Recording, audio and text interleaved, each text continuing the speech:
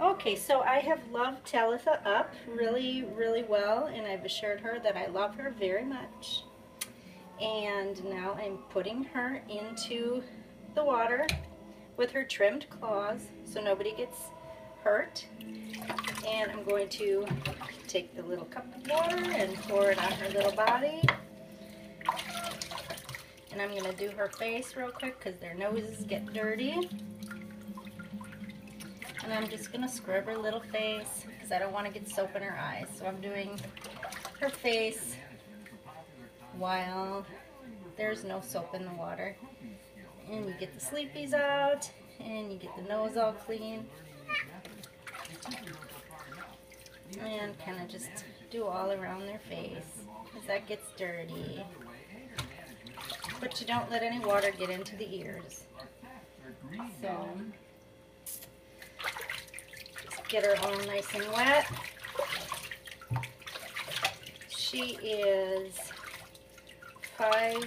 6 years old, so she has had 6 years worth of baths every couple weeks. So she is not afraid of the baths at this point. It's a little annoying to her. But in any event, put a little bit of the soap into the loofah glove because it's cold on the little body. And you just sort of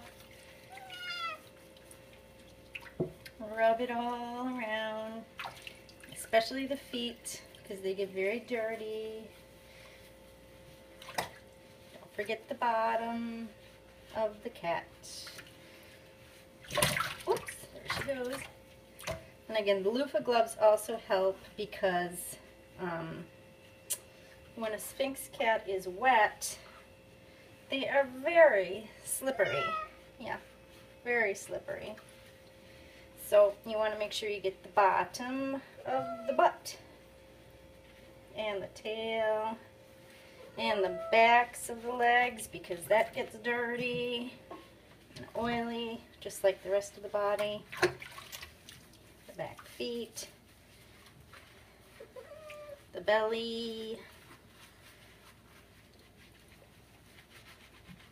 just the whole cat. Except for the face, which we've also already washed because we didn't want to get soap on it. Yeah, she's such a good cat. And then we'll kind of work on the belly a little more. Let the dirty water out, and while the dirty water is draining, I'm going to get most of the soap off of her.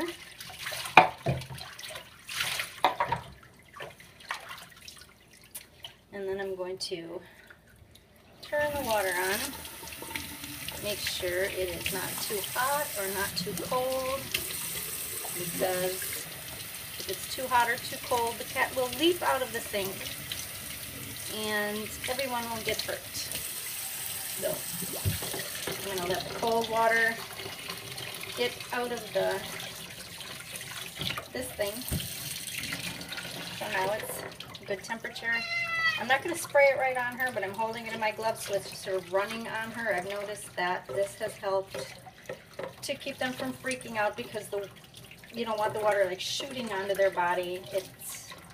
It really disturbs them. So I'm holding it and just letting the water run over her. Again, rinse the bottom and the tail. Make sure the soap is out of the feet because they're going to lick themselves and they're going to get the soap in their mouth. And then they're going to get diarrhea if they drink the soap when they lick themselves. So you want to make sure all of the soap is off the cat. She's such a good girl. And she is all rinsed. I'm going to rinse my gloves, shake off the water, and I'm going to plunk her onto the towel, wrap her up, make sure there's no water in the ears, and just dry her whole body off, and then let her go into a warm place to more completely dry. But she is such a good girl. Get the feet, get the belly, the butt, the tail. And she's clean. That's it. Every week or two, you got to do that with the Sphynx.